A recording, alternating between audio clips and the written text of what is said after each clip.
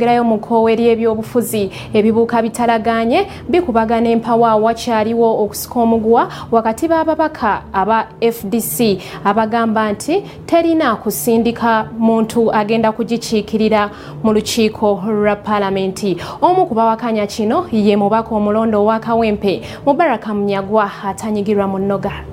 Nga kati amaaso gatunulidde ani anaddira wafula ogutu mu kifo kyakulira oludda oluvuganya gavumenti mu paalamenti, ye omubaka omupya owa Kawempe South Mubarak Munyagwa takkiriziganya na kibiina kya FDC kugenda mu maaso n'okuteesa ku ani anaatwala ekifo kino. Munyagwa akikkaatiriza nti singa ekibiina kya FDC kigenda mu maaso n'okuteekawo akulira oludda oluvuganya gavumenti kubeera kwekkiriranya, kubanga okuva okulonda bwe kwaggwa ezze ekyogera kaati nga bwetekkiriziganya na byava mu kulonda saako n'obukulembeze obwateekebwawo. So kibagambe nti okulayira kwa Besigye tebakukkiririza mbali kibagambe twatunda leader of what?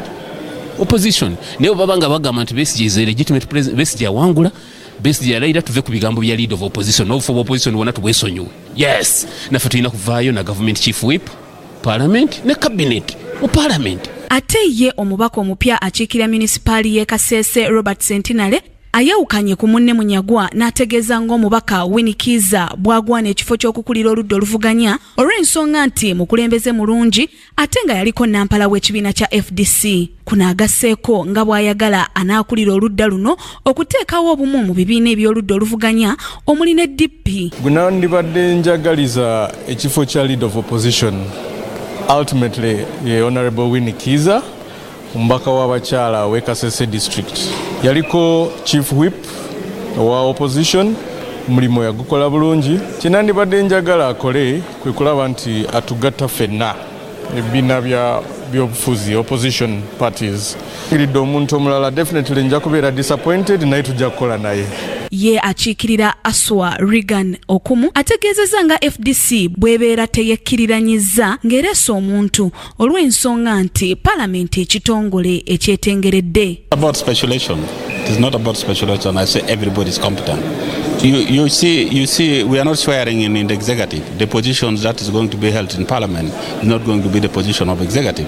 It's going to be the position in parliament as an institution. Wabaddewo ebiyitiŋŋana nti ekibiina kya FDC nga kye kisinga ababaka ku ludda oluvuganya nga bwe kitagenda kuleeta muntu akulira ludda luvuganya olw'ensonga nti tebakkiririza mu buwanguzi bwa President Museveni, naye kati ekibiina kiri mu kaweefube wa kusalawo ani atwala ekifo kino. Ababaka ba paalamenti okuva mu kibiina kya FDC bakontanye naddala mu ndowooza kwani gwe babalonda okukulembera oludda oluvuganya gavumenti. Abamu bategeezezza nga bo bwe batakkiririza mu bukulembeze obuliko kubanga balowooza nti Besigye ye yawangula akalulu. Abalala ne bagamba nti paalamenti kitongole kyetongodde era ne bagamba tebakirinaako buzibu. Sacho Joan, Kingdom TV, amalindirire.